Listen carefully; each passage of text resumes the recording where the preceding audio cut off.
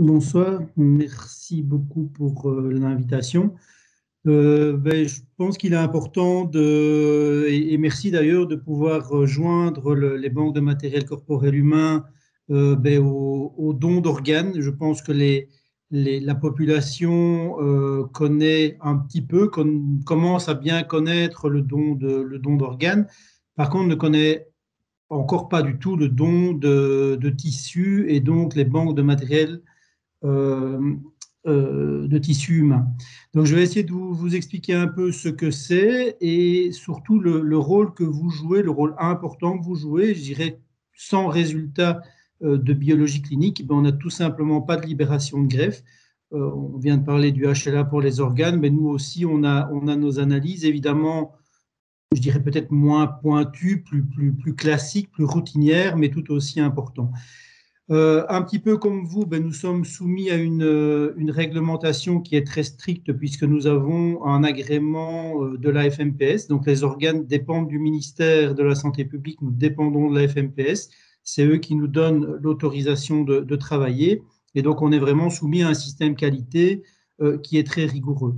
Et puis, j'essaierai de vous présenter un petit peu ben, ce qu'on produit dans une banque de matériel musculo-squelettique, qui est évidemment celle que je connais le mieux puisque je m'occupe de la banque d'os à Erasme, tout ce qui est sécurité de ces allogreffes, comment on produit et qui va au final les utiliser.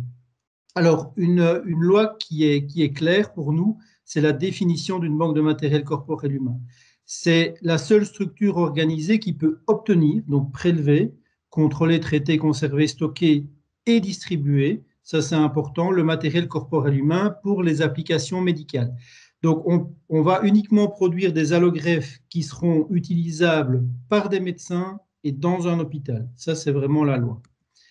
Alors, différents types de banques tissulaires. Donc, l'appareil locomoteur qu'on appelle habituellement banque d'os, où on fait des greffes osseuses et des greffes tendineuses, les greffes de peau, mais il y a aussi des banques de tissu ophtalmique, valves cardiaques, tissu tympanocirculaire, membrane amniotique, vaisseau sanguin, tout ce qui est PMA, le fœtal, et on a aussi tout ce qui est cellulaire, donc PMA, appareil reproducteur, des banques de kératinocytes, cellules souches hématopoïétiques, cellules souches provenant du sang ombilical et autres matériels corporels humains destinés à des thérapies cellulaires. Donc tout ça, c'est toutes les banques de matériel corporel humain qui peuvent exister suivant un arrêté royal. À la tête d'une banque de matériel corporel humain, la FMPS a donné le titre de gestionnaire. Donc, c'est vraiment le responsable de l'établissement qui va être responsable de tous les processus qui vont se dérouler. C'est un médecin et évidemment, il va déléguer parce qu'il est impossible de faire la totalité du travail seul, mais principalement tout ce qui est gestion, l'anonymisation, la traçabilité, tout ce qui est prélèvement, les libérations et la gestion des incidents avec l'aide d'un qualiticien. Donc nous travaillons pour répondre à ces questions, mais chaque banque s'organise comme elle veut. Donc nous avons le gestionnaire qui est aidé d'une direction médicale et d'une direction opérationnelle qui va être aidée par une équipe technique, tout ça chapeauté par un responsable qualité qui va pouvoir nous aider à mettre en place cette structure importante. Donc évidemment, la qualité va réguler toute la qualité et va amener toutes des informations à toutes les questions qu'on peut se poser. La direction médicale va valider, libérer les greffes sur base, entre autres, des documents qu'on recevra de vos services de biologie clinique. L'équipe technique va traiter, produire les allogreffes. Pour pouvoir produire, il faut prélever, collecter. On va produire. On a aussi des relations avec les centres de dépôt. Je parlerai tout à l'heure. Bon, ça va être les utilisateurs. Et on a aussi quelque part la chance d'être dans une université. Donc, ça nous permet d'avoir accès à des laboratoires de recherche pour essayer d'améliorer la qualité de nos greffes et les différentes connaissances sur les produits que nous proposons.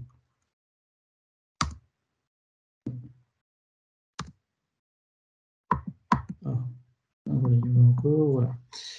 Alors, donc, comme je viens de le dire, le système qualité est vraiment important. On a l'obligation de décrire la totalité des processus dans des modes opératoires normalisés et tous ces modes opératoires doivent être validés. Donc, c'est vraiment un des postes opératoires, la totalité des étapes est validée. Vous connaissez certainement la pyramide qualité standard avec le fonctionnement général du service, les différents processus, les lignes directrices qui vont nous aider à mettre en place les modes opératoires, les formulaires et évidemment une veille légale et toujours en qualité l'enregistrement de tout ce qui est fait à chaque étape des procédures. Donc, par exemple, on sait qu'on doit demander un consentement libre et éclairé au niveau des différents types de donneurs. Et on a, par exemple, une anamnèse qui va nous aider à obtenir des informations au niveau des donneurs. Eh bien, ces documents se trouvent ici au niveau des formulaires. Ça va permettre de répondre à des questions pour réaliser un dossier spécifique au donneur, qui répondent aux besoins pour avoir un donneur complet et qui répondent aux lois générales de la banque. Donc, tout ça est relativement standard, mais vous vous doutez qu'on n'a pas que 2 formulaires et que 2 modes opératoires, comme vous, on en a évidemment énormément. Alors, la banque de matériel musculo-squelettique, donc la sécurité des allogreffes, c'est une question qu'on nous pose souvent. C'est est-ce qu'il y a un risque d'utiliser le matériel musculo-squelettique et surtout un risque de contamination virale. Alors, vous devez savoir que la banque d'Erasme, c'est plus ou moins 3500 greffes implantées chaque année et à peu près 2200 à 2300 patients receveurs chaque année. On a déjà implanté en un peu plus de 20 ans 42 000 greffes dans une trentaine d'hôpitaux en Belgique. Et il n'y a jamais eu de problème au niveau des greffes implantées. Alors, je n'ai malheureusement pas trouvé de chiffres plus récents que 2009. Je sais que c'est un peu loin, mais ça donne quand même une idée intéressante. On voit qu'en 2005, il y avait déjà 1 620 000 greffes implantées aux USA par an. Donc, vous voyez les dizaines de millions de greffes qui ont déjà été implantées dans le monde. Et le professeur Inzenkamp à Erasmus, avec différents collègues et dans le cadre d'une étude de l'OMS, avait réalisé une étude sur les différents types de greffes congelées, lyophilisées et cryopréservées et avait montré que si on prend les contaminations principales HIV, donc la DBM, c'est la poudre d'os déminéralisée, je vous en montrerai tout à l'heure, il n'y a aucune transmission qui est connue par la poudre déminéralisée. Il n'y a aucune transmission connue pour les greffes lyophilisées importantes traitées par une méthode validée. Il y a eu une seule contamination en 37 ans pour une méthode non validée. Même chose au niveau des greffes congelées, plus rien depuis 26 ans. Et aussi important, les tests enzymatiques de 4e génération et les NAT-tests qui nous donnent vraiment une sécurité accrue au niveau du risque de contamination. Je passe vite, mais au niveau du HCV, c'est exactement la même chose. On n'a rien eu en plus de 20 ans. Hépatite B et le HTLV, il y a eu une contamination connue en 52, publiée en 54, et HTLV sur une tête fémorale congelée en 1991. Epstein-Barr, CMV, West Nile, qui nous ennuie quand même pas mal pour le moment avec son ami Zika, Creutzfeldt-Jakob, donc là, il n'y a également plus rien de connu grâce aux anamnèses et aux différents tests et à la sécurisation. Donc, je reviens avec ce test immunoenzymatique de 4e génération. Donc, ça, c'est une réglementation actuelle, c'est le test minimal à réaliser. Et on doit réaliser une des conditions suivantes. Donc, nous, à la banque, on en réalise 2. On fait systématiquement un screening HIV, HBV, HCV au niveau PCR. Et pour toutes les greffes lyophilisées, on a également un traitement de sécurisation qui a été validé par l'Institut Pasteur. Alors, comme je l'ai dit, nous avons une législation qui est stricte. On a toutes les procédures d'accréditation qui est à respecter, qui est renouvelée tous les 4 ans, sachant que la FMPS peut nous donner un agrément qui est moins long, mais pour le moment, on a toujours réussi à obtenir l'agrément de 4 ans. Le don est évidemment un don qui est volontaire, bénévole. On doit avoir un consentement éclairé au niveau des donneurs vivants et on a besoin évidemment du consentement pour les donneurs décédés, exactement comme pour les donneurs d'organes. Ça, je vais revenir, je vous montrerai. L'anamnèse aussi latent que faire se peut, donneur vivant, c'est évidemment beaucoup plus facile au niveau du donneur décédé, c'est surtout des données cliniques, l'examen clinique, les différents tests de dépistage et la loi parle d'autopsie, mais c'est finalement essayer d'obtenir le maximum d'informations auprès du donneur vivant pour les têtes fémorales et au niveau soit de la famille, soit du dossier médical pour les donneurs d'organes. Alors, évidemment, mais je passe vite dessus, on a tout ce qui est traçabilité, biovigilance. Il est indispensable de pouvoir faire le lien de A à Z entre un donneur, tout ce qui aura été produit de traitement, de production de greffe et receveur, et ce, dans tous les sens, ça va de soi. Donc, on a besoin de traçabilité tant des tissus que des produits, et il y a également une loi de notification de toute réaction indésirable qui doit remonter au niveau de la FMPS. Alors maintenant, de manière un peu plus pratique, que fait-on dans une banque de matériel musculo-squelettique? Donc d'abord, il faut évidemment entrer du matériel pour fabriquer ces greffes. On a deux grandes voies d'entrée. On a tout d'abord les donneurs vivants et les donneurs décédés. Au niveau des donneurs vivants, nous avons, décidé qu'on aurait deux sous-catégories. Les têtes fémorales, donc, qui sont récupérées lorsqu'on met une prothèse totale de hanche, donc on fait une arthroplastie de hanche, on va récupérer les têtes fémorales. Et ce type de tête, vu qu'on a une conservation et un circuit de la greffe qui est très court, il n'y aura pas de traitement et c'est ce qu'on va appeler une tête fémorale fraîche congelée. La deuxième possibilité, c'est tous les hôpitaux partenaires qui nous collectent exactement les mêmes têtes fémorales, mais comme là, on a des trajets un petit peu plus longs, elles vont être découpées et on va voir le traitement physico-chimique qui a été validé par Pasteur, qui va, eux, nous donner des greffes lyophilisées, je vous montrerai après, comme des copeaux, des blocs et des baguettes. L'intérêt de travailler avec la coordination de la transplantation, c'est l'accès aux donneurs décédés pour le don tissulaire. Pourquoi? Parce qu'ils vont, par les tibias, les fémurs, nous donner le même type de greffe en copeaux-blocs, mais ils vont surtout nous donner des greffes totalement spécifiques aux donneurs décédés parce qu'on va pouvoir prélever des tissus comme des ménisques, des tendons, des olons. Les olons vont nous donner de la poudre déminéralisée qui vient de la corticale des olons. Donc, il est évidemment totalement impossible de faire ces poudres déminéralisées à partir de têtes fémorales. Alors, les particularités, je dirais, elles vous concernent au niveau des analyses. C'est que, je les détaillerai juste après, si vous êtes sur des têtes fraîches congelées, c'est un prélèvement stérile et donc, quelque part, l'échantillon bactériaux est excessivement important puisqu'il n'y aura pas de traitement de sécurisation et donc c'est le résultat de cette analyse bactériaux qui va être un élément clé pour la libération de la greffe. Et donc ça veut dire que l'échantillon est également important. Il est important de trouver des contaminants, mais il est important quelque part que le résultat soit négatif. Donc il faut que dans les procédures, on parte sur l'idée que on vous envoie des échantillons qui sont normalement négatifs puisque c'est une tête fémorale qui a été prélevée en péropératoire chez un patient à qui on met une prothèse de hanche et chez qui, évidemment, le chirurgien et toute l'équipe aura fait le nécessaire pour éviter toute contamination bactérienne.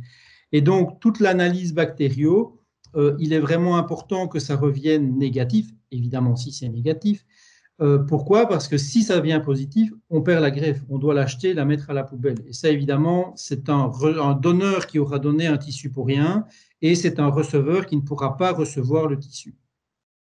Et au niveau des greffes lyophilisées, là, c'est un peu la même chose, c'est que comme on a une sécurisation et une irradiation gamma, là, on est certain que c'est négatif. Malheureusement, je dirais, la loi nous oblige de faire un contrôle bactériaux et donc là aussi, toute contamination, que ce soit à notre niveau, au niveau de l'ensemencement ou bien plus loin dans les différentes étapes que vous devez faire au niveau des labos, il est important de faire au mieux puisque normalement ce résultat doit revenir négatif.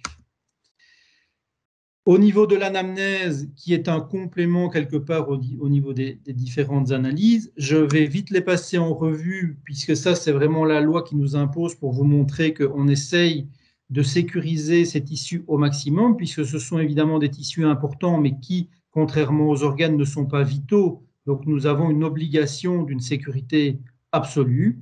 Donc, au niveau de l'anamnèse et au niveau des analyses séro, on rejette évidemment toutes les hépatites B, C, D, B, C, HIV, toutes les contaminations bactériennes, fongiques, parasitaires. Un groupe qui a appelé groupe à risque de transmission virale, toutes les toxicomanies intraveineuses nasales, les tatouages piercing avec signes inflammatoires. Évidemment, toujours compliqué à obtenir comme information le comportement sexuel à risque, du donneur et même de son partenaire, tout ce qui est syphilis au cours des 12 derniers mois, les séjours en milieu carcéral de moins de 4 mois, les accidents d'exposition à du sang, les patients hémophiles, de nouveau Zika West Nile, qui est une analyse complexe parce que vous savez que ce sont des données qui sont mises à jour régulièrement, mais on a des infos dans des régions très précises et donc c'est toujours compliqué de savoir si le patient a été dans ces régions. On a des pathologies qui sont évidemment un peu plus liées au matériel musculosquelettique, c'est tout ce qui est collagénose, maladie auto-immune, tout ce qui est corticothérapie, puisqu'on sait que ça diminue fortement les qualités osseuses. On a tous les patients sous agents immunosuppresseurs. On a la maladie de Creutzfeldt-Jakob. On a les antécédents de greffe liés aux maladies à prions. On a les traitements aux hormones de croissance, tout ce qui est démence. On a encore le séjour de 6 mois en Grande-Bretagne entre 80 et 96 et évidemment tout ce qui est affection néoplasique. Donc vous voyez que la liste est longue et pas toujours évidente de pouvoir avoir toutes les infos.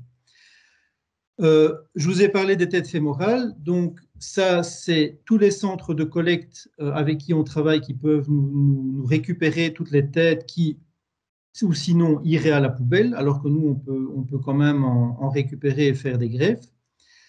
Donc là, la procédure au niveau de la biologie clinique, c'est qu'on prend 2 tubes secs, 2 tubes EDTA, c'est centrifugé au niveau des centres. Nous récupérons ce sérum et ce plasma et on lance alors les analyses séro, HIV, HBV, HCV, la syphilis et le HTLV. Et on réalise un triple test de screening pour le HIV, HBV, HCV. Donc ça, c'est tout à fait standard. Et au niveau de la bactério, donc la fameuse tête qui vient d'érasme en frais congelé, c'est un échantillon en péropératoire. Et après traitement, c'est un échantillon par donneur, donc par tête fémorale, après irradiation gamma que nous ensemençons à la banque antioglycolate. La deuxième voie d'entrée, les donneurs multi-organes, et l'importante et l'indispensable collaboration avec la coordination de la transplantation et les équipes de coordinateurs locales. C'est vraiment un travail que nous faisons depuis de nombreuses années et qui est indispensable et qui fonctionne excessivement bien, puisque la coordination a la gentillesse de nous inclure dans un maximum de leur communication pour justement faire prendre conscience aux gens qu'il y a également les tissus. Donc, on parlait tout à l'heure de consentement libre et éclairé. Eh bien, c'est exactement la même chose pour le don d'organes, mais par l'orgadon, où on est en Belgique tous donneurs, mais on peut très bien dire qu'on n'est pas donneur et c'est indiqué, ou alors on n'a rien dit et on est potentiellement donneur. Ici, je suis là, je l'ai gardé parce que c'est un des rares orgadons avec vraiment l'information d'un donneur. En général, les personnes ne sont pas encore enregistrées beaucoup en Belgique, donc des vrais donneurs, il n'y en a pas encore beaucoup. Exactement la même anamnèse, je ne vais pas revenir dessus, mais vous vous doutez qu'elle est encore plus compliquée à remplir au niveau d'un donneur décédé. Un deuxième article de loi très clair au niveau des organes, et donc c'est aussi excessivement important au niveau de la communication vers les familles pour expliquer ce qu'est le don de tissu, c'est que nous avons l'obligation légale et évidemment éthique qu'après prélèvement, la structure du corps doit être effectuée le prélèvement et la suture du corps doit être effectué dans le respect de la dépouille mortelle et en ménageant le sentiment de la famille. Et donc, juste pour vous montrer, ici, c'est un prélèvement qui est totalement terminé. On a pris la totalité des os longs et la totalité des tendons, et le corps est rendu dans cet état. Et une petite parenthèse au niveau de la communication, un exemple que je prends souvent, c'est également le don de peau.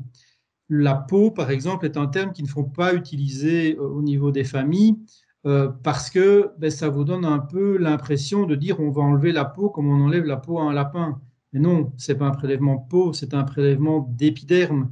Évidemment, il faut prendre le temps d'expliquer ce qu'est l'épiderme à la famille. Ça, ils ne savent en généralement pas, mais on n'enlève évidemment pas la peau.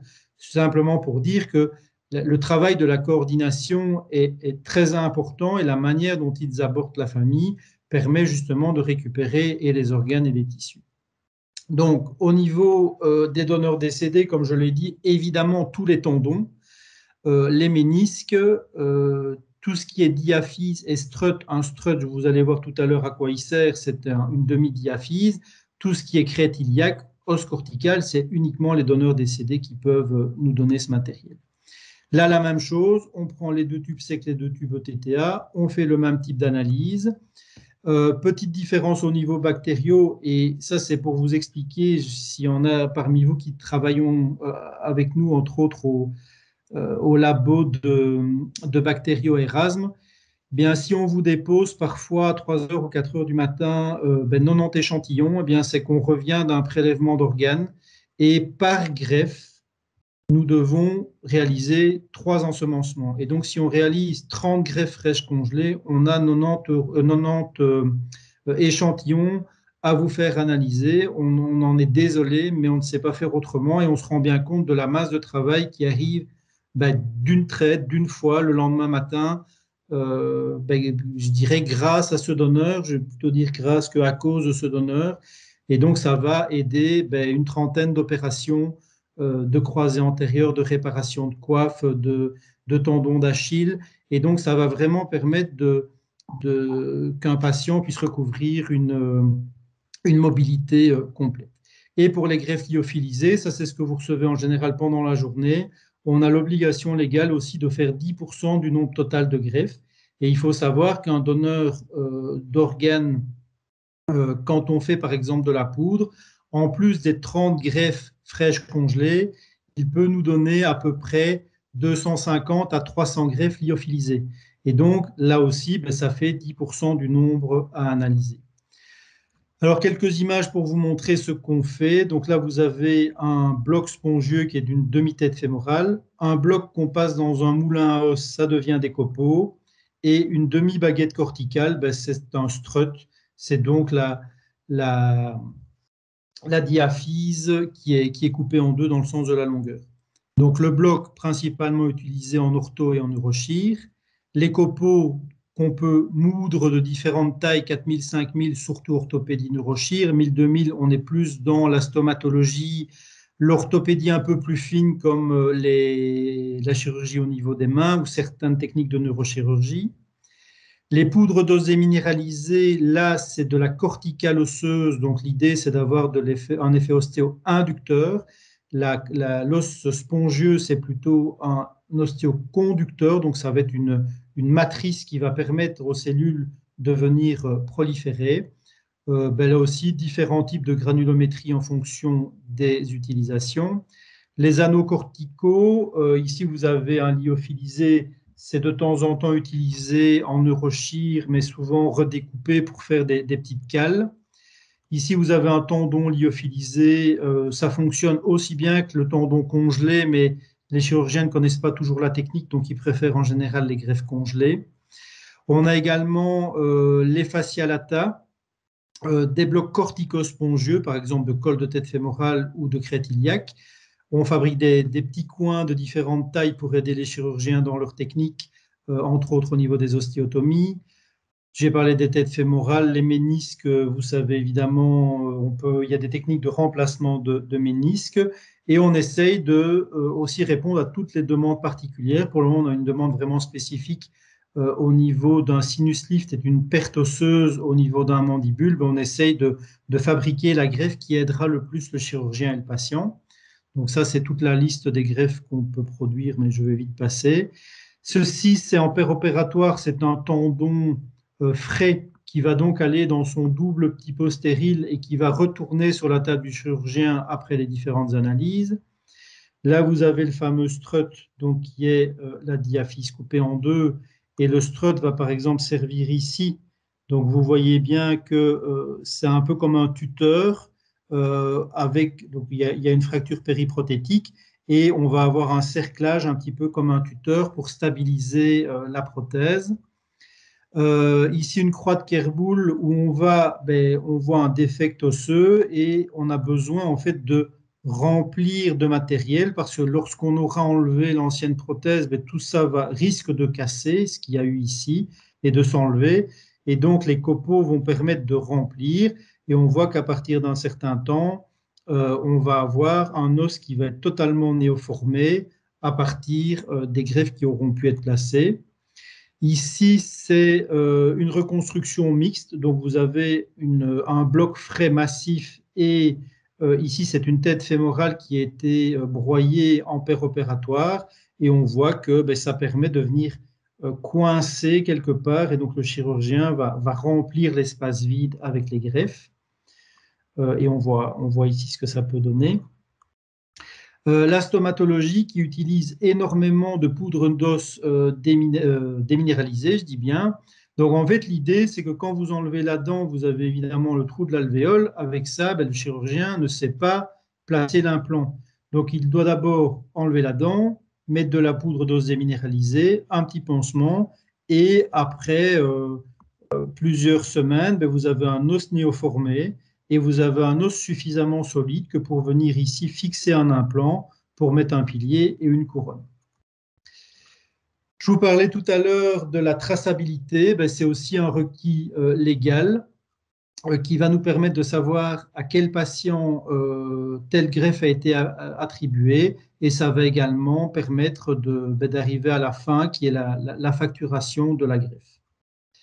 Donc pour conclure, j'espère que je vous ai convaincu de l'utilité des banques de matériel musculo-squelettique, de l'importance des prélèvements et donc de la promotion du don au niveau des donneurs vivants et des donneurs décédés. L'importance de votre travail, si nous n'avons pas vos résultats, on ne sait tout simplement pas libérer les greffes, donc on ne pourrait absolument rien livrer, rien libérer. Et évidemment, mais ça je pense que vous n'en doutez pas avec les organes, l'importance de la promotion et du don d'organes et du don tissulaire, tant en amont, plutôt que de jouer, je prends souvent l'exemple de la CIA et du FBI entre le ministère et la FMPS, ça serait mieux d'avoir une promotion commune. Alors, comme on a du mal d'avoir une promotion commune à leur niveau, nous réalisons une promotion commune grâce à la coordination à Erasme. Et évidemment, il est important de communiquer correctement vis-à-vis des familles. Je vous remercie pour l'invitation et pour votre attention.